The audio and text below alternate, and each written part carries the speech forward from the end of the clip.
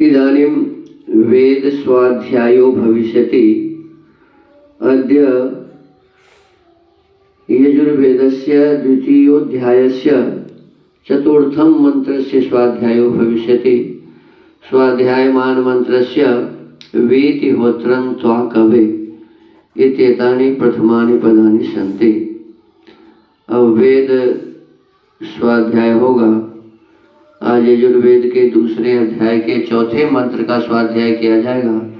स्वाध्याय किए जाने वाले मंत्र के वेति होत्रं त्वा कवे ये प्रारंभिक पद हैं। ओम वेति होत्रमिति वेति होत्रम् ओम वेति होत्रं त्वा कवे द्युमन्तं समिधीमहि अग्ने बृहन्तमध्वरे।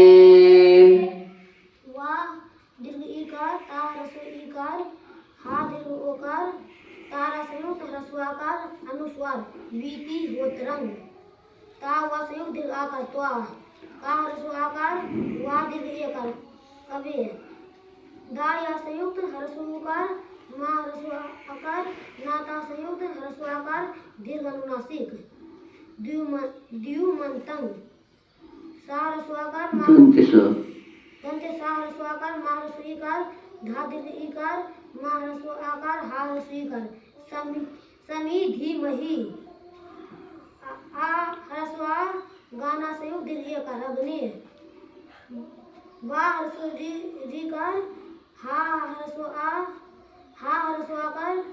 हा दीर्घ आकार हा ह्रस्वाकार नाता संयुक्त ह्रस्वाकार मा ह्रस्वाकार धा वा संयुक्त ह्रस्वाकार रा दीर्घ एकार गृहंता मध्वरे।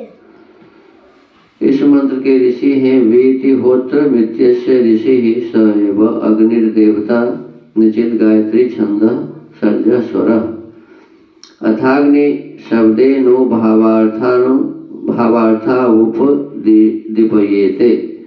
अब अग्नि शब्द से अगले मंत्र में उक्त दो अर्थों का प्रकाश किया है। इस मंत्र के पदार्थ हैं हे कवे सर्वज्ञ तथा हर एक पदार्थ में अनुक्रम से विज्ञान वाले अग्नि ज्ञान स्वरूप परमेश्वर।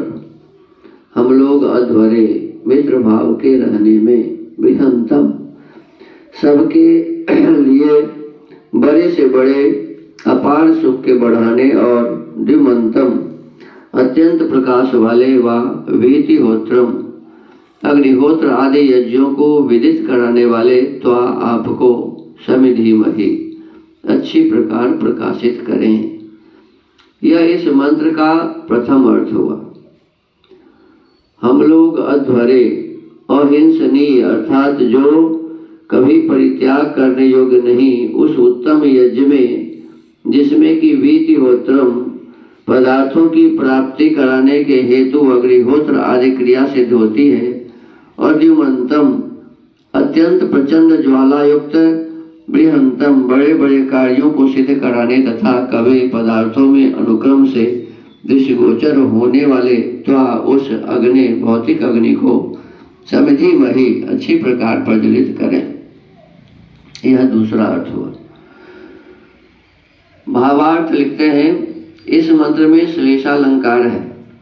संसार में जितने क्रियाओं के साधन व क्रियाओं से सिद्ध होने वाले पदार्थ हैं उन सबों को ईश्वर ही ने रचकर अच्छी प्रकार धारण किया है। क्या कहा? इस संसार में जितने क्रियाओं के साधन है, काम करने के जो भी साधन हैं, काम करने की जो साधन है वह क्रिया से सिद्ध होने वाले जो भी पदार्थ, कार्य से सिद्ध होने वाले जो भी पदार्थ है, कहते हैं उन सबों को ईश्वर ही ने रचा है। किसने रचा है? ईश्वर ने ही सबको रचकर अच्छी प्रकार धारण किया हुआ है। संसार में सबको धारण किया हुआ है, सबको उसी ने बनाया है। मनुष्यों को उचित है कि उनकी सहायता से, किनकी सहायता से? परमात्मा ने जो पदार्थ बनाए हुए हैं, परमात्मा जो भी क्रिया किए हुए हैं, उन क्रियाओं और उन पदार्थों के द्वारा मनुष्यों को उचित है कि उनकी सहायता से, उन क्रियाओं और उन पदार्थों की सहायता से गुण ज्ञान, अनेक प्रकार के गुणों का ज्ञान करना चाहिए और उत्तम उत्तम क्रियाओं की अनुकूलता से अनेक प्रकार उपकार लेने चाहिए। संसार में बहुत सारे पदार्थ हैं,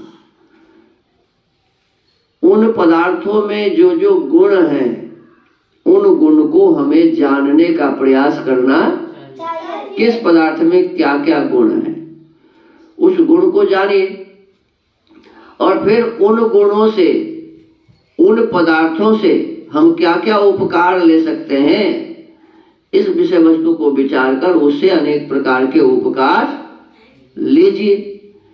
जैसे अपने यहाँ बहुत सारे पत्ते हैं, बहुत सारे पत्ते हैं।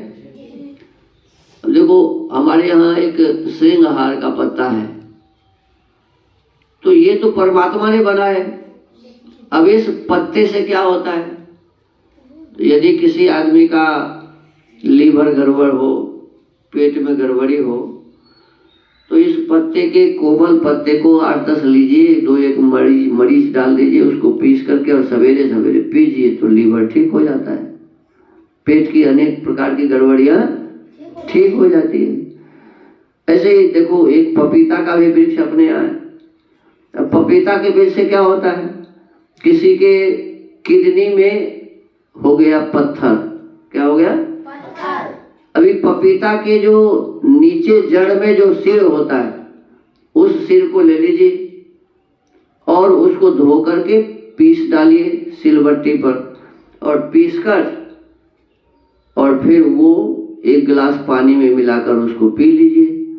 कहते हैं कि 21 दिन ऐसे पीने से वो पत्थर ठीक हो जाते हैं। ऐसे ही बहुत सारे, एक पत्थर चट्टा भी आता है इतना चौड़ा चौड़ा, उससे भी पत्थर नष्ट होते हैं।